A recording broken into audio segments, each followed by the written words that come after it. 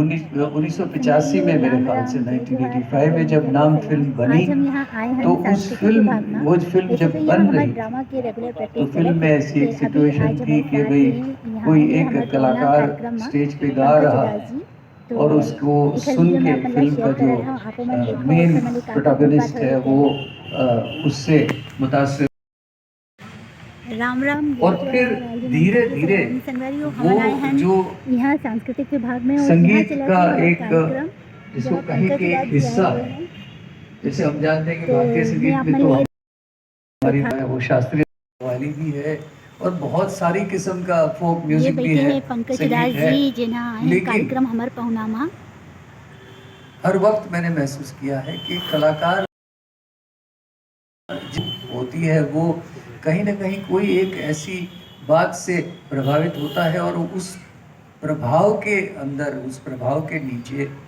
कलाकार जो है उस बात को जिसे कहें कि अपना लेता है। तो बचपन से मैं गज़ल से हमेशा प्रभावित रहा। बेगम अख्तर मेरी सोर्स ऑफ इंस्पिरेशन रही हमेशा। और उसके बाद जहाँ तक बॉलीवुड या तो फिल्म संगीत का सवाल है, वो फिल्म संगीत अलग था जो हमने 60s और 70s में सुना।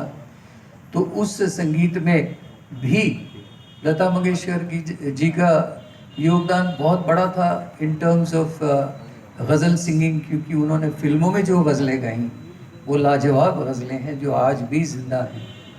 तो मेरे ख्याल से ये दो फनकार ऐसे हैं कि जिन्होंने मुझे बहुत ज़्यादा प्रभावित किया, मुझे इंस्पायर किया, और यही वजह है कि मैं गज़ल गाता हूँ। धीरे धीरे गज़ल में मैंने मेरे अपने हिसाब से कुछ बदलाव लाने की कोशिश की और लकीली मैं उसमें कामयाब रहा।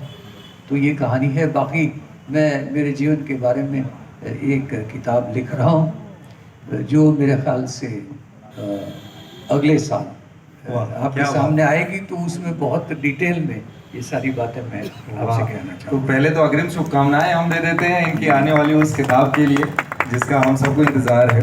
बहुत लाइटर मूड में एक और प्रश्न है, आकांक्षा जी आप अगला सवाल पूछिएगा। मैं पूछना चाहता हूँ, जो थोड़ी देर पहले आपका इंतज़ार करते करते हम ये सबके बीच में प्रश्न पूछ रहे थे, हमारे पास तो पंकज उधास जी की गज़लें थीं अपने कॉलेज के दिनों में किसी को सुनाने के लिए, कि फिर हाथ में शराब है सच बोलता हूँ मैं, या फिर हमारे पास में मतलब आपकी सारी वो सुंदर एक से बढ़कर एक गज़लें।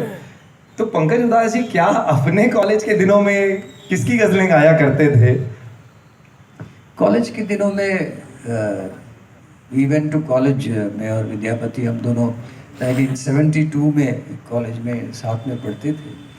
तो उस दौर में जाहिर है कि ज़्यादातर फिल्मों के गाने चलते थे और गज़लनुमा गीत चलते थे फिल्मों के।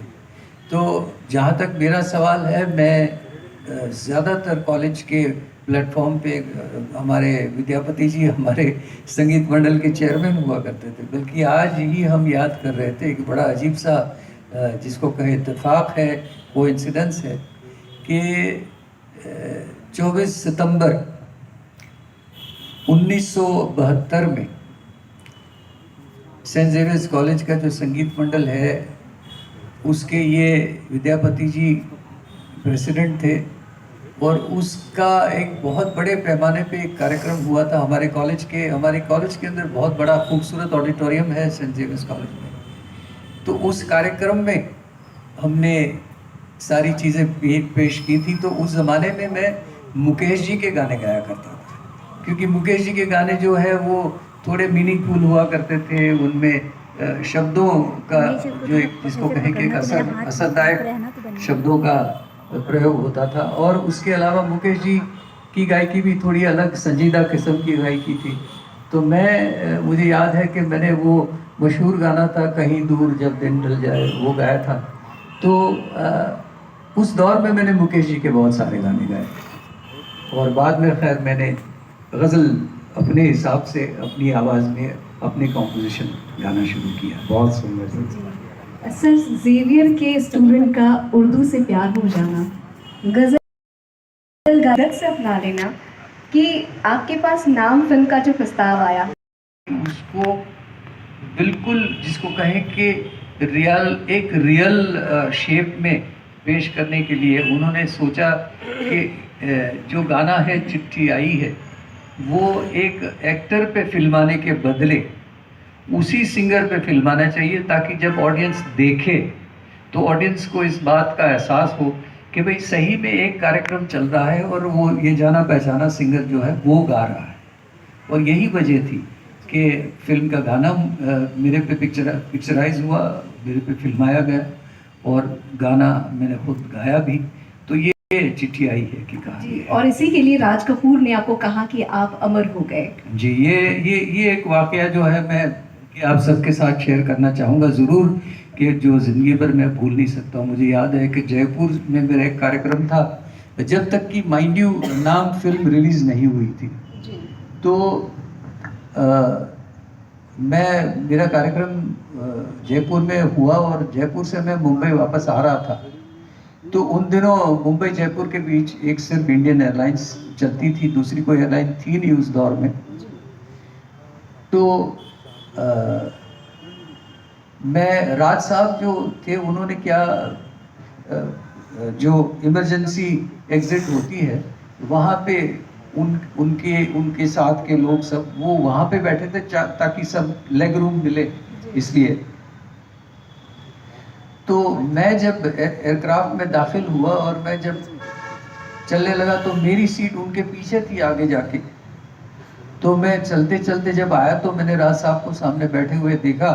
तो मैंने राज साहब के पैर छुए तो बोले अरे, बोले पंकज उदास अमर हो गया, इनके मुंह से निकल गया उनके। तो पहले तो मेरी समझ में नहीं आया कि राज साहब क्या कहना चाहते हैं। बाद में मुझे राज साहब ने कहा कि राजेंद्र कुमार और राज साहब बहुत अच्छे दोस्त थे, बहुत ही अच्छे दोस्त थे, और ये नाम फिल्म जो है वो राजेंद्र कुमार जी ने बनाई थी। तो राजेंद्र कुमार जी ने अपने वो प्रीव्यू थिएटर था उनके घर में राजेंद्र कुमार जी के। तो राजेंद्र कुमार जी ने वो फिल्म का ये गाना चला के राज साहब को घर पे बुलाया डिनर पे, और बाद में ये गाना दिखाया। और राज साहब ने कहा, और राज आप सब जानते हैं कि राज साहब को संगीत की बहुत गहरी समझ थी और राज साहब म्यूज़िक को बहुत अच्छी तरह से समझते थे। तो राज साहब ने फ़ौरन कहा कि ये जो गाना है ना, ये गाना पूरी फिल्म ये गाना ही है। बोले तुम्हारी पूरी फिल्म जो है वो ये इस गाने। फिर यहाँ पर पहुँच गए, लगातार इनके अगले जहाँ कॉन्सर्ट हो रहा है वहाँ के लिए हो रहा है। 2 सवाल सिर्फ हम पत्रकार भाइयों के साथ में लेना चाहते हैं। पत्रकारों से मैं एक बार निवेदन करता संगवारी हो, हम आए रहेंगे यहाँ पे सांस्कृतिक भवन में। मुझे जल्दी जाना है, काबर की मोर एक शूट है तो खरबर मुला कहूँ पहुँचना है, मैंने जसपुर पहुँचना है, तो मुला भी निकलना है। ये कारण मैं जल्दी जाता हूँ। आप मतलब पूरा कार्यक्रम नहीं देखा पाऊँ, फिर भी ये थोड़ा कुन कार्यक्रम देख के आप मन बने मजा लो और पंकज उदास से मिले के देखे के मौका मिले, ये बहुत गर्व की बात है। तो जमा संगवारी ला एक फिर राम राम संगवारी हो। तो अभी हमन करत हन नाश्ता, आज यहाँ कार्यक्रम रही से तो हमारे मन थिएटर करत हन और सवेरे 12 बजे ले, सवेरे तो नहीं दोपहर 12 बजे ले आए हन। तो ये रही नाश्ता और ये हमारे नमन के नाश्ता है और ये मोर संगवारी मन है। हाय वाय तो बोल दोगा? हेलो। हाँ, और ये घन आओ आवत है चाय लेके। ये हमारे समीर भाई बने सिंगर। तो एक दिन अभी हमारे प्रोग्राम हुई तो आप मतलब दिखाऊँ कि इसे कहा होते हमारे कार्यक्रम में। वैसे तो वीडियो बनाना मना है, आपको मना हो तो जन बनाऊँ है, वैसे तो वीडियो बनाना मना है, फिर भी अगर कहीं मौका मिली तो हम वीडियो बनाएं। ठीक है, तो अभी मुला दो विदा, राम राम। तो संगवारी हो, यहाँ हमारे खाए पिए की व्यवस्था चला थे, मतलब खाए के हो इधर चाय बने है, चाय रखे है तेकर व्यवस्था है। तो ये सर है जिन यहाँ के मैनेजमेंट देखा थे। सर मैं यूट्यूब पे ऐसे ही कुछ वीडियो डालती रहती हूँ। तो ये सर है जिन यहाँ के मैनेजमेंट देखा थे। का नाम है सर आपके? राजगोपाल जी। तो सर हमारे मन की मदद करीन, हमारा बड़ भूख लगा थी से फटाफट हमारा प्लेट लगवा के दिन है। तो चलो एक मन के बहुत बहुत धन्यवाद संगवारी हो, फिर मिलते हैं।